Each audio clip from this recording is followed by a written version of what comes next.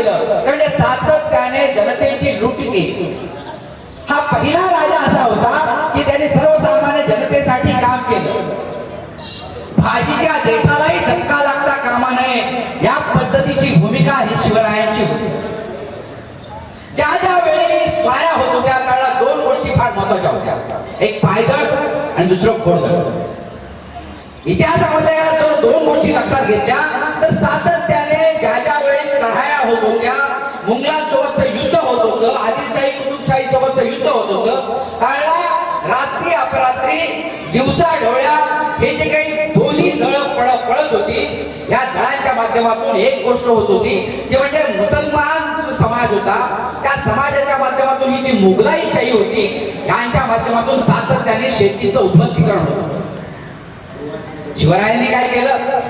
शिवरायांनी शेती मोजली आणि त्यावेळी स्वतः शिवरायांची जर तुम्ही पत्र वाचली तर त्या कित्येक पत्रांमध्ये मराठीचा फार मोठ्या प्रमाणावरती वापर केला गेला आहे आणि ती भाषा राजभाषा म्हणून त्यावेळी शिवरायांनी तिला मान्यता दिलेली आहे. आपण त्या पत्रामध्ये कित्येक संस्कृत शब्दांबद्दल मराठी भाषा अधिक अवगत व्हावी या दृष्टीने त्याचं परिवर्तन करण्याचं काम देखील शिवरायांनी केलं. आज आपल्याला त्या 395 वर्षानंतर मराठी भाषेला अभिजित भाषेचा दर्जा मिळाला आणि त्याच्यासाठी सातत्याने आपल्याला भांडावं लागतं. एक गोष्ट अशी आहे की आपण शिवचरित्र वाचत असताना, शिवचरित्र समजून घेत असताना आमच्या मुलांना आम्ही फक्त जय भवानी जय शिवाजी एवढी घोषणा शिकवता का? आमच्या गावामध्ये जर लायब्ररी असेल तर त्या लायब्ररीमध्ये आमचं पुस्तक असलं पाहिजे. शिवचरित्राची विविध पुस्तकं आहेत. आज जुन्नर मध्ये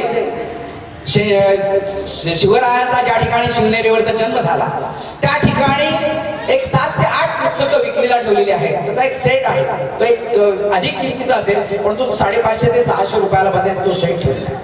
आमच्या घरामध्ये ते मुलांना वाचायला आम्ही दिलं पाहिजे.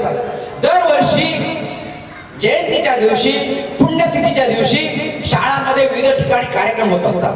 कित्येक गावांमध्ये निबंध स्पर्धा, वक्तृत्व स्पर्धा, चित्रकला स्पर्धा होत असतात. या स्पर्धांसाठी सुद्धा आमच्या मुलांना जर तयार करायचं असेल तर त्यांना ते शिवचरित्र वाचायला दिलं पाहिजे. आमची मुलं कुठे आहेत? आमची मुलं आता मोबाईलमध्ये,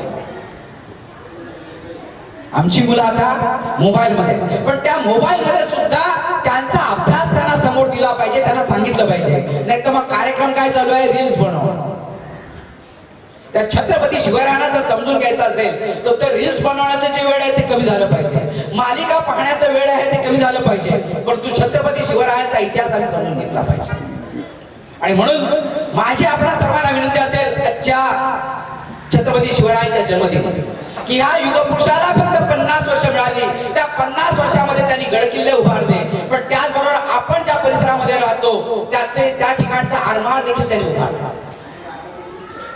कारण परकीय आक्रमण सातत्याने होत होतं आणि त्यावेळी लक्षात येत होतं की भारताच्या भोवताली तिन्ही बाजूने समुद्र आहे आणि सातत्याने जर परकीयांचं आक्रमण थोपवायचं असेल तर आरमार सशक्त असलं पाहिजे. आणि म्हणून त्यांनी आरमाराची निर्मिती केली. वयाच्या 25 वर्षानंतर त्याच्याकडे लक्ष दिलं त्यांनी आणि पुढची जी 25 वर्षाची कारकीर्द आहे त्यामध्ये कल्याण असेल, भिवंडी असेल, रत्नागिरी असेल, सिंधुदुर्ग असेल, अशा ठिकाणी जे काही गडकिल्ले आहेत त्या गडकिल्ल्यांची निर्मिती झाली. रायगड हे राजधानीचं ठिकाण आहे, परंतु या रायगडावरचा जर आपण संपूर्ण इतिहास समजून घेतला तर एवढा मोठा प्रचंड किल्ला जो राजधानीचा किल्ला म्हणून त्यांनी निवडला त्याची कारण मीमांसा पण आपण करता आली पाहिजे. त्या रायगडावरून शिवराय विविध ठिकाणी पोहोचत होते, विविध ठिकाणच्या स्वाऱ्या होत होत्या, आक्रमण होत होती, त्या ठिकाणी ते जात होते आणि शत्रूचा निपात करत होते. शिवरायांच्या सैन्यामध्ये जितके मराठा होते, हिंदू समाजाचे लोक होते, 12 बलुतेदार होते, तेवढ्याच संख्येने देखील मुस्लिम समाजाचे लोक होते. एक घटना मी फक्त सांगतो की ज्यावेळी अफजल खानाचा वध झाला, अफजल खानाचा वध झाल्यानंतर अफजल खानाच्या मृतदेहाचं काय करायचं हा प्रश्न निर्माण झाला. त्यावेळी जिजाऊंनी सांगितलं शिवराय एक गोष्ट निश्चित आहे की आपलं शत्रुत्व अफजल खानासोबत होतं, परंतु आज तो माणूस हे जग सोडून गेला. तुमच्यावर कपट कारस्थानाने हल्ला झाला आणि म्हणून तुम्ही त्याला मारला, परंतु एक गोष्ट अशी आहे की तो माणूस आहे तो एका विभागाचा सरदार होता. त्याचं मरण जरी झालेलं असलं तरी त्याचं योग्य तऱ्हेचं दफन झालं पाहिजे आणि प्रताप गड. परंतु त्या लुटीमध्ये कित्येक वेळा महिलांच्या अब्रू लुटली जात होती. परंतु शिवरायांची सक्त ताकीद होती की कुठल्याही महिलेला त्या परिसरातल्या जनतेला धक्का पोहोचणार नाही याची काळजी तुम्ही घेतली पाहिजे. आणि म्हणून कल्याणच्या सुभेदाराच्या सुनेची खणा नारळाने ओटी भरून तिची परत पाठवा. हा इतिहास आम्ही समजून घेतला पाहिजे. त्याचं कारण असं आहे की आज महाराष्ट्रामध्ये नव्हे तर देशामध्ये 3 वर्षाच्या मुलीपासून ते 80 वर्षाच्या महिलेपर्यंत अन्याय आणि अत्याचार होत असतात. आणि त्यावेळी अशा ठिकाणी आम्ही ठामपणे एकत्र आलं पाहिजे आणि त्याच्या विरुद्ध लढलं पाहिजे. लढण्याचा अधिकार फक्त स्त्रियांचा आहे का? आम्ही समाज म्हणून त्याच्या पाठीशी उभं राहिलं पाहिजे. आणि म्हणून कोणावरही अन्याय अत्याचार होणार नाही याची काळजी घेतली पाहिजे. दलितांना सन्मानाने वागणूक मिळाली पाहिजे. माणूस म्हणून प्रत्येकाला सन्मानाची वागणूक मिळाली पाहिजे. आणि ते जर आपण करू शकलो तर ह्या युगपुरुषाचे आपण खऱ्या अर्थाने वारसदार आहोत आपण समजू शकतो. मी एक थोडीशी शेवटची आठवण सांगतो आणि मी थांबणार आहे कारण कार्यक्रमाला उशीर झालेला आहे. तुम्ही सर्वांनी दिवा पाटील साहेबांना अनुभवला असता. मी स्वतः त्यावेळी 84 साली जासईच्या आंदोलनाच्या दिवशी जासईमध्ये होतो. माझे आई वडील शिक्षक होते. ते ओळ्याच्या शाळेवर होते. 84 मी स्वतः ते आंदोलन स्वतः डोळ्याने अनुभवलं. पण तो 8 जानेवारीची सभा झाल्यानंतर दिवा पाटील साहेबांच्या गाडीवरती एक गोष्ट होती. जीप छत्रपती शिवराय त्यांचा पुतळा ते कायमस्वरूपी ठेवला. आणि मला वाटतं आयुष्याच्या शेवटच्या काळापर्यंत जेवढे लढे आणि आंदोलन झाली त्या ठिकाणी तो छत्रपती शिवरायांचा पुतळा. या माणसाने देव मानला नाही. दिवा पाटलांनी देवाची पूजा केली नाही. परंतु या देव माणसांनी छत्रपती शिवरायांना देव मानला. तेव्हा हा कुणब्यांचा राजा होता. हा कष्टकऱ्यांचा राजा होता. हा श्रमिकांचा राजा होता. आणि त्या राजाला वंदन करणं आजच्या दिवशी हे तुमचं आमचं प्रत्येकाचं कर्तव्य आहे. आबाल वृद्धांचं कर्तव्य आहे. आणि म्हणून आजच्या या कार्यक्रमामध्ये तुम्ही आलात, या ठिकाणी बसलात, शिवरायांना अभिवादन केलं आणि हा सोहळा यशस्वी करण्यासाठी सहकार्य केल्याबद्दल आणि माझे थोडक्यात जे विचार होते ते मी आपणासोबत सादर केले ते आपण शांतपणे ऐकल्याबद्दल आपणा सर्वांना अभिवादन करतो. छत्रपती शिवाजी महाराज की, छत्रपती शिवाजी महाराज की. धन्यवाद. विचार आज तुम्ही इथे मांडलेले आहेत त्याबद्दल पारगाव ग्रामस्थ मंडळातर्फे आणि तसेच ह्या कार्यक्रमाचे अध्यक्ष विशाल तारेकर तसेच विवेक मोकल या सर्वांच्या कडून धन्यवाद. असेच मोलाचे विचार आपल्या आयुष्यात लाभले पाहिजे. हेच निश्चयाचा महामेरू बहुत जनांशी आधारू अखंड स्थितीचा निर्धारू श्रीमंत योगी.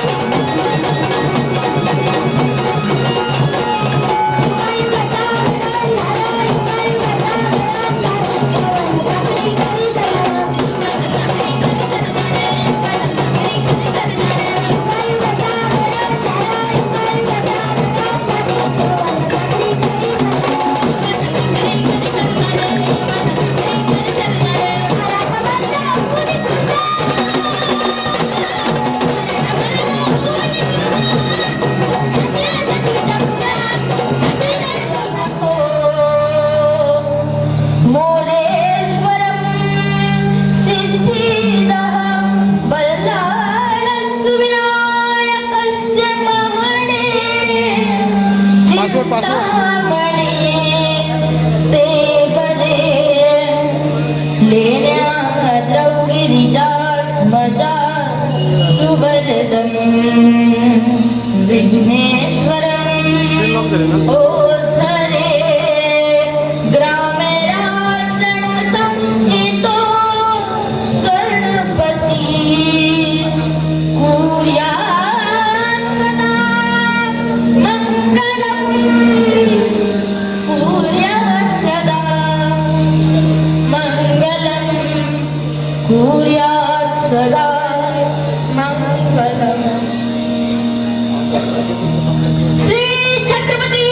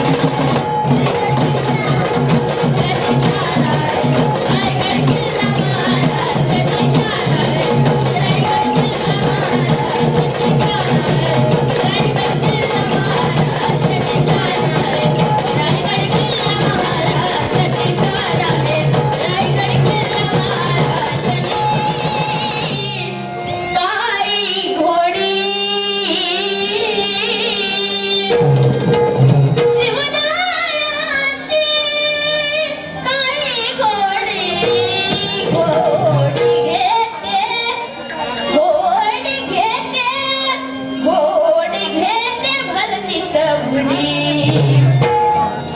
शिवरायाची काळी घोडी घोडी घेते भलती चौघडी घोडी घेते घोडी घेते घोडी घेते भलती चौघडी शिवरायांना भगवा झेंडा झेंडा बडबड करी शिवरायांना भगवा झेंडा झेंडा बडबड करी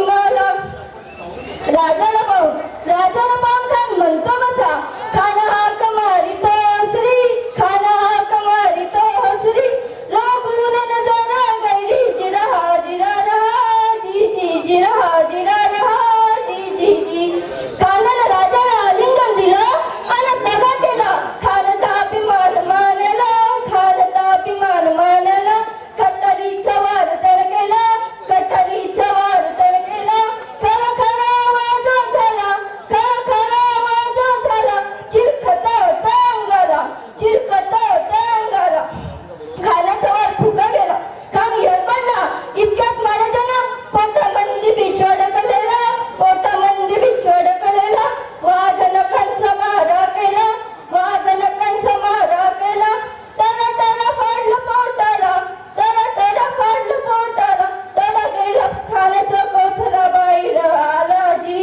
बालाजी बाहिर आलाजी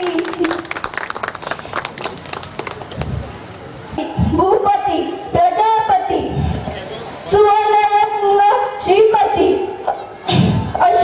अष्टावधान जागृत अष्टविधान देश्रित न्याय अलंकार मंडित शास्त्र सशस्त्र पालंगत राजनीती धुरंधर प्रौढ प्रताप पुरंदर सिंहासनाधीश्वर राजाधिराज श्री श्री श्री छत्रपती शिवाजी महाराज की श्री श्री श्री छत्रपती शिवाजी महाराज की जय भवानी जय भवानी धन्यवाद.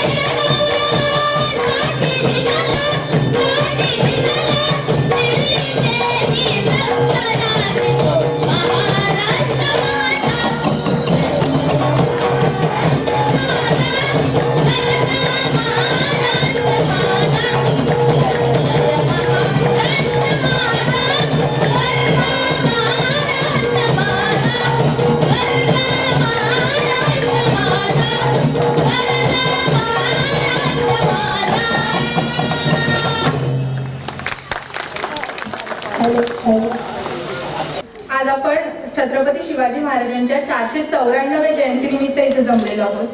इतिहासाच्या पानावर रयतेच्या मनावर मातीच्या कणावर आणि विश्वासाच्या प्रमाणावर राज्य करणारा राजा म्हणजे राजा शिवछत्रपती.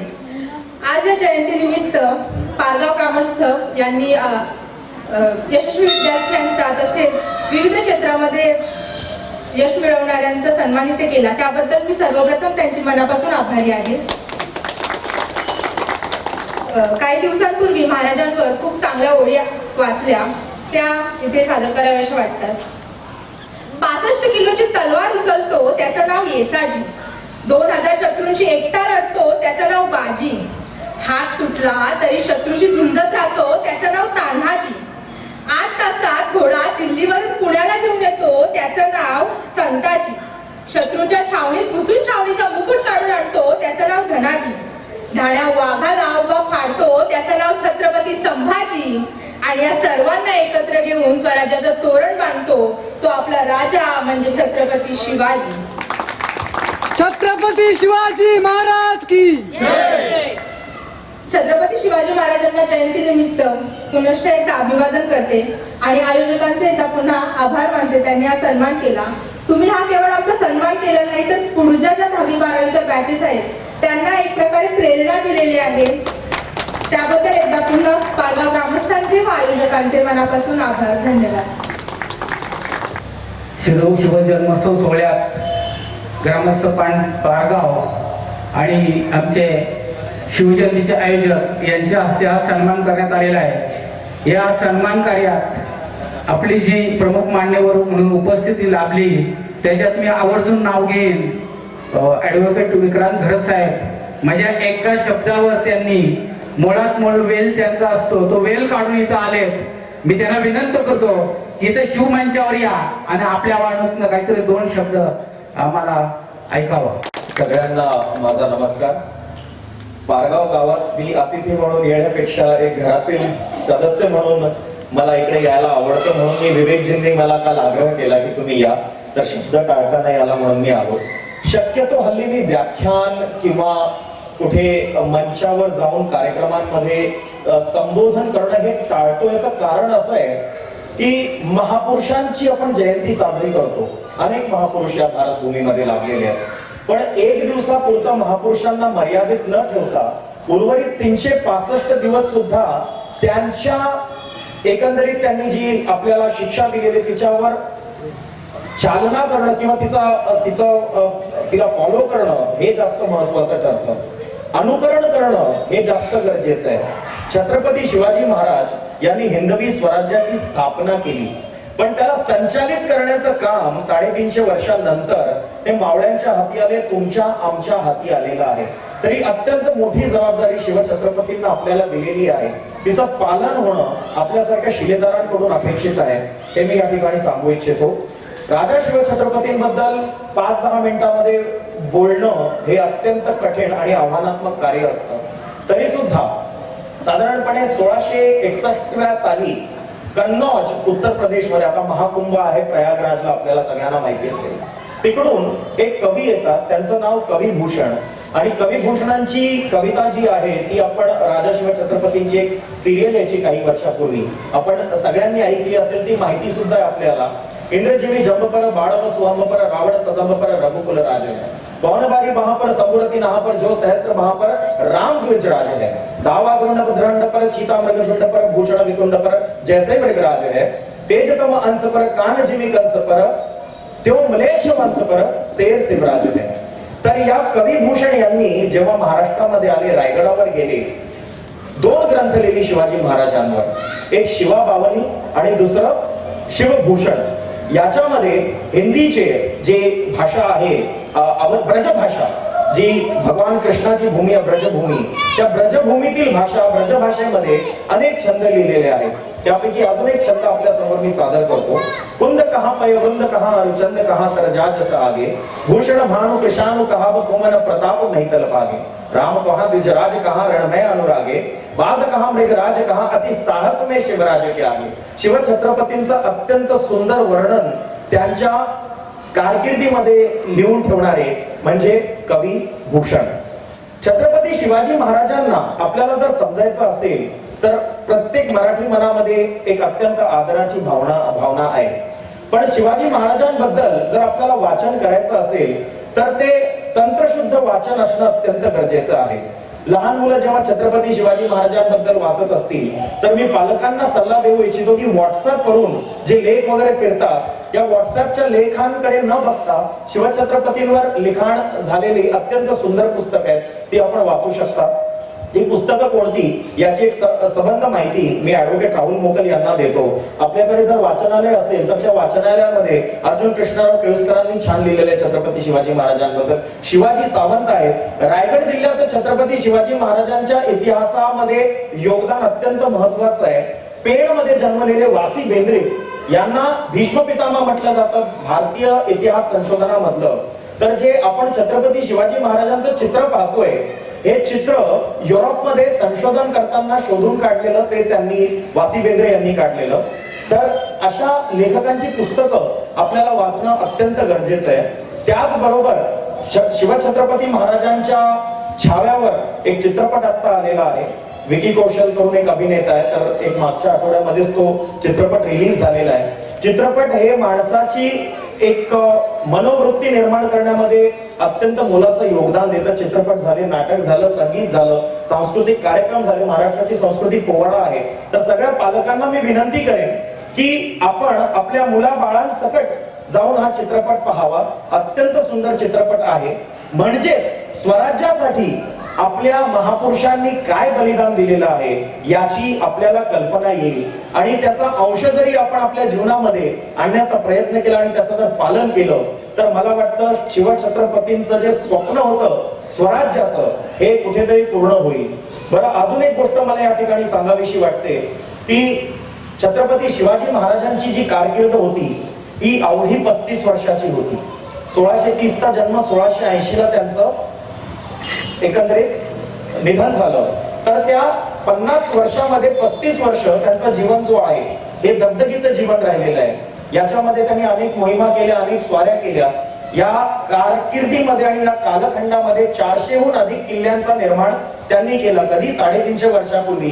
पण मला हे सांगायला खंत वाटते की 1947 पासून ते आजपर्यंत या 75 वर्षामध्ये आपल्याला छत्रपती शिवाजी महाराजांची राजधानी रायगड हिचा सुद्धा पाहिजे तसा जीर्णोद्धार करता आला नाही.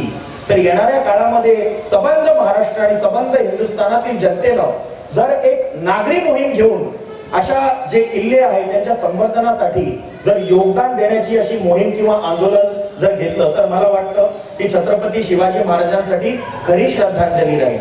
बरं, बरेच लोक असे विचारत असतील की हा तर जुना इतिहास आहे, हा आज आणि याची उपयोगिता आज कशी?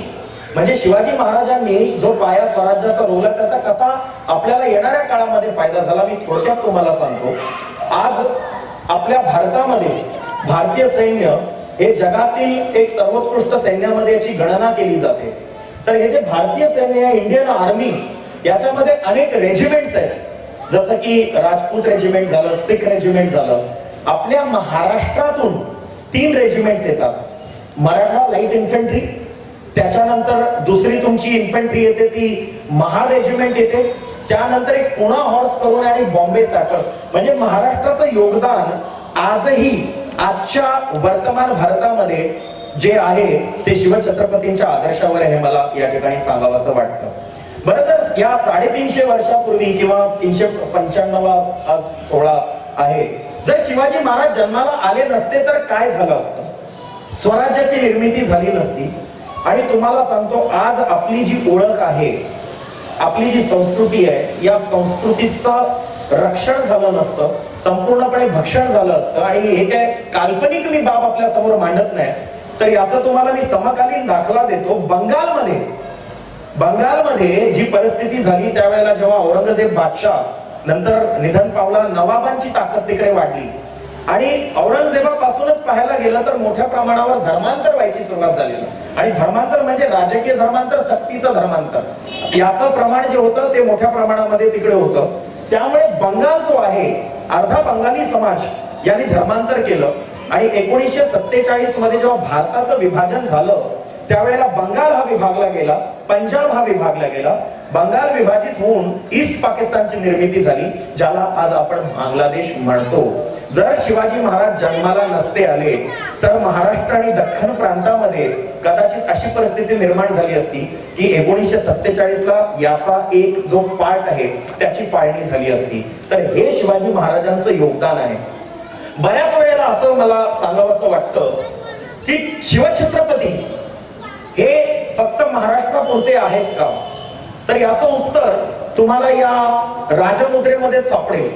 या राजमुद्रेमध्ये प्रतिपंचंद्र लेखे व वर्धिष्णू विश्ववंदिता स्पष्टपणे लिहिलेलं आहे, विश्ववंदिता. आणि छत्रपती शिवाजी महाराज हे विश्ववंदितच होते. कारण की ज्या वेळेला 1664 ला सुरतवर आक्रमण झालं, कदाचित त्यावेळेला या पनवेल भागातून सुद्धा सुरतला ते गेले असतील. हाच रूट होता अगदी मुंबई पासून. तिथे मुंबईला पोर्चुगीज बसलेले, डच बसलेले. तर त्यावेळेला एक सुरतेमध्ये चर्च होतं फ्रेंच कॅप्युचिन मिशनचं. तर या फ्रेंच कॅप्युचिन मिशनचे जे फादर होते त्यांनी शिवाजी महाराजांबद्दल असं लिहिलेलं आहे, Shivaji the great Shivaji is a kind man. म्हणजे बाहेरचे डच, फ्रान्सिसी आणि इतर जे लोक होते ते सुद्धा छत्रपती शिवाजी महाराजांच्या कार्याची दखल घेत होते. कारण की ज्या वेळेला सुरतवर त्यांनी आक्रमण केलं तर जी लोक चांगली होती, जी लोक चांगलं कार्य करत होती त्यांच्या केसाला सुद्धा धक्का लागला नाही असं त्यावेळेला नमूद केलेलं आहे. अँब्रोज एक लेखक होता, त्यांनी हे नमूद केलेलं आहे. तुम्हाला याचे ऐतिहासिक दाखले सापडतील. त्यानंतर आज तुम्हाला सांगतो, पोर्चुगल, फ्रान्स, इंग्लंड इकडे त्या काळामध्ये ते जे अधिकारी होते त्यांनी छत्रपती शिवाजी महाराजांबद्दल स्पष्टपणे लिहिलेले हे दाखले सुद्धा आपल्याला माहिती जर पडले तर शिवाजी महाराजांची व्याप्ती किती होती याचा आपल्याला अनुभव येईल. त्याचबरोबर ज्या वेळेला आपलं शिवराज्याभिषेक झालं त्यानंतर महाराजांनी दक्षिण दिग्विजय ही मोहीम हाती घेतली. जर कधी आपण फिरायला मागे, मला वाटतं ऍडव्होकेट राहुल मुघल साहेब तुम्ही रामेश्वरमला गेलेले, तर त्या रामेश्वरमला जात असताना मला माहिती नाही आपण तंजावूरला गेलेत की नाही. तंजावूरला जर गेले असाल तर तंजावूर ही महाराष्ट्रातून गेलेल्या लोकांची, जिंजी जो किल्ला होता ती राजधानी होती. आणि त्या जिंजी किल्ल्यानं छत्रपती राजाराम महाराजांना मोठा आश्रय दिलेला. ज्या वेळेला छत्रपती संभाजी महाराजांची हाल अपेष्टा मुघल दरबारामध्ये झाली 1689 साली, तर तिकडे जर आपण गेलं तंजावूर या शहरामध्ये, आणि नक्कीच जा, कधी फिरायला जायचं असेल, आपण मनाली शिमला बरंच करतो पण बरं या वेळेला जर जमलंच तर तमिळनाडूला जाऊन या. सुंदर असं तिकडे बृहदेश्वर मंदिर आहे. हे बृहदेश्वर मंदिर भारतातील महान शासक चोल राजांनी बांधलेलं. तर त्यावेळेला अशी परिस्थिती झालेली, मराठे जेव्हा साऊथ मध्ये गेले तर त्यावेळेला त्यांनी मंदिरांचे अनेक जीर्णोद्धार सुद्धा केले. तंजावूरला गेला असताना जे हे मंदिर जे होतं याच्या समोर आजही आपल्याला मराठा गेट सापडेल. म्हणजे मराठ्यांनी त्याच्या समोर त्याचं सुशोभीकरण केलं. हीच बाब भारतातील एक अत्यंत, जगातील सगळ्यात सुंदर मंदिर कोणार्क करून एक सूर्य मंदिर आहे. हे ओडिसा राज्यामध्ये, अटक ते कटक जे आपण म्हणतो, तर हे कटक जे आहे हे कुठे आलं, हे ओडिसामध्ये आलं.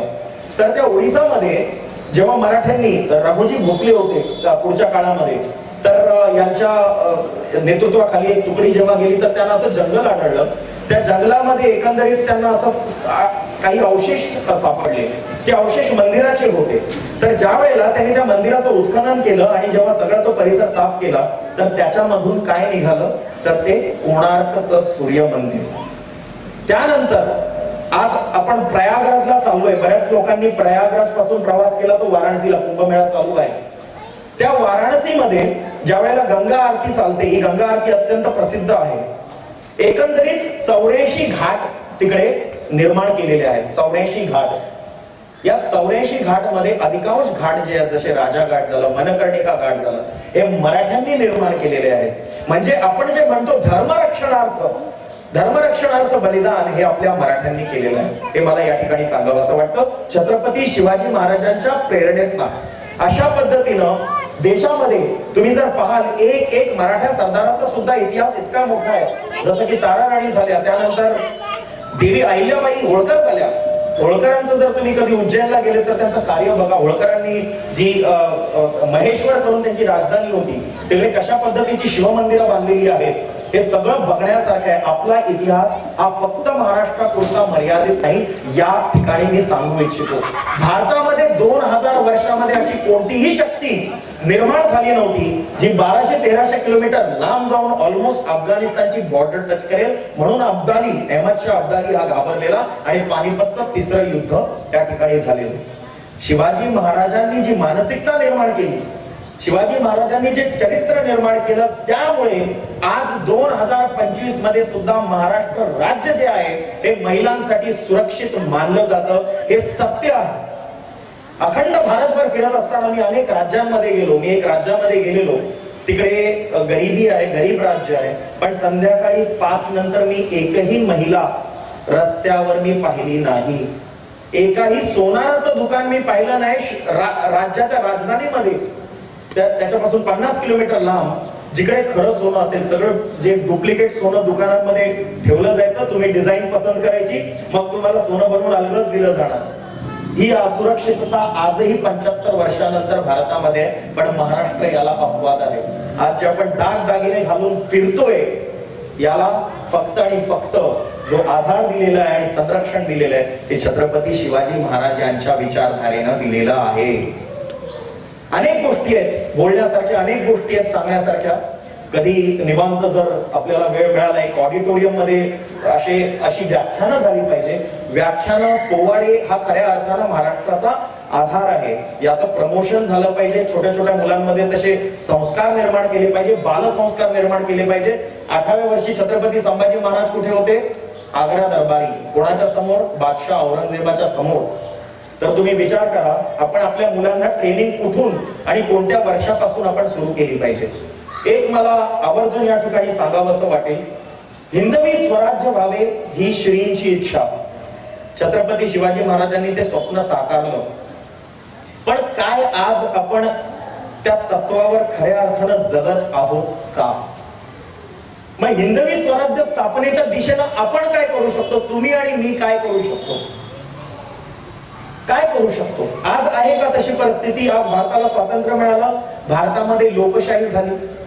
पण या लोकशाहीचा आधार हिंदवी स्वराज्य होऊ शकतो का? तर निश्चितपणानं डॉक्टर बी आर आंबेडकरांना सुद्धा याची व्याप्ती सांगितलेली आहे.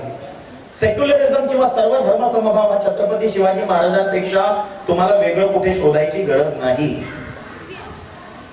तर आपण त्या तत्वावर जर जगायचं असेल, हिंदवी स्वराज्याच्या महायज्ञामध्ये जर आपल्याला योगदान द्यायचं असेल, तर आपल्याला या लोकशाहीला टिकवणं गरजेचं आहे. स्वाभिमानावर आणि कणखर बाण्यावर ही लोकशाही असली पाहिजे, ना की लाचारीवर आणि इलेक्शन आले की हातामध्ये पैसे घेण्यावर. पैसे देणारा सुद्धा तितका पापी आणि या महायज्ञामध्ये पैसे घेणारा हा अधिक पापी. त्यामुळे आज आपण स्वतःशी स्वतःचा निर्धार करूया की आपल्या समोर येणाऱ्या काळामध्ये या 2025च्या पुढे या लोकशाहीच्या यज्ञामध्ये हा जो पैसे वाटपाची ही जी कीड लागलेली आहे, हिचं आपण विरोध करूया. आपल्या समोर गोष्टी होत असतील, आपल्याला टाळता येत नसतील, तर किमान आपण आपल्यापासून सुरुवात करूया. हे सगळ्यात सोपं आणि होण्यासारखं कार्य, आणि ही शिवछत्रपतींना खऱ्या अर्थानं श्रद्धांजली ठरेल. आणि तुम्हाला सुद्धा या यज्ञामध्ये आपण थोडीफार आहुती दिली. किती आहुती आहे? 1 रुपये 9 पैशाची प्रतिदिन. जे पैसे वाटले जातात 500 किंवा 1000च्या वरती वाटले जात नाही. आपल्या अखंड पूर्ण लोकशाहीमध्ये म्हणते मी, एका विशिष्ट भागामध्ये किंवा एका विशिष्ट गावाबद्दल मी बोलत नाही.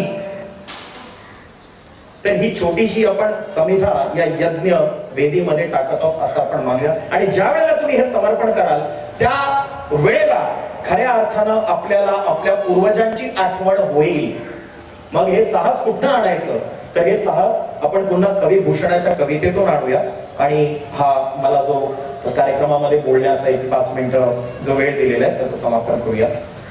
ज्या वेळेला शिवाजी महाराज या 1:10 म्हणजे एका माणसामागे 10चं बळ, जर एक मराठा आहे तर 10 मुघल आहेत, तर यांना कशा पद्धतीनं शह दिलेली आहे? तर यांना शह दिलेली आहे ती गुरेला वॉरफेअर मध्ये, जी छापामार युद्ध पद्धती आहे.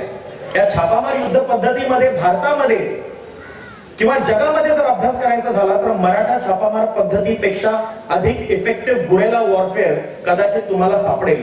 आणि हा गुरेला वॉरफेअर मराठा लाईट इन्फंट्रीच्या बेळगावच्या सेंटरमध्ये सुद्धा याचा सखोल अभ्यास हा घेतला जातो आणि जवानांना सांगितलं जातं.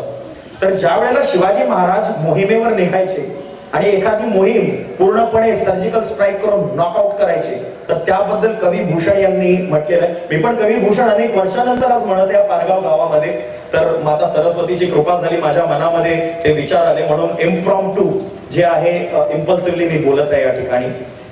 प्रेतिनी पिशाचिनी निशाचर हो मिली मिली आपुस में गावत बधाई है.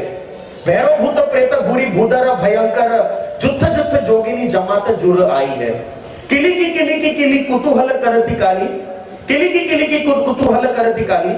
शिवा के साथ आज डमरू बजाइए। शिवा पूछे शिव से समाज आजू कहाँ चली, काहू पे शिवा नरे सब भिकुटी चढाइए। म्हणजे छत्रपती शिवाजी महाराज हे जेव्हा मोहिमेवर निघतात तेव्हा जे प्रेत पिशाच डाकिनी अशा पद्धतीचे जे आपले देवी देवता किंवा यक्ष आहेत हे आपापसामध्ये चर्चा करतायत की आज छत्रपती शिवाजी महाराजांनी कोणावर भिकुटी उंच केलेली आहे, तर ही छत्रपती शिवाजी महाराजांची जरब होती। तर अशा या वीररस या कवितेच्या प्रकारातून आपण प्रेरणा घेऊया आणि शिवछत्रपती शिवाजी महाराज, त्यानंतर छत्रपती संभाजी महाराज आणि आपल्या या हिंदवी स्वराज्याचं स्वप्न टिकवून ठेवणं, जगवणं आणि त्याचा प्रचार प्रसार करणं हे आपलं आद्य कर्तव्य मानून आपण आजपासून याची आपल्यापासून आपल्या घरातून सुरुवात करूया। जय शिवराय। मौल्यवान विचार इथे प्रस्थापित केलेले आहेत। अधिवक्ता मान्य श्रीयुत विक्रांत घरत साहेब यांचे मनापासून आभार। तुम्ही या कार्यक्रमाची शोभा वाढवलेली आहे आणि चांगले विचार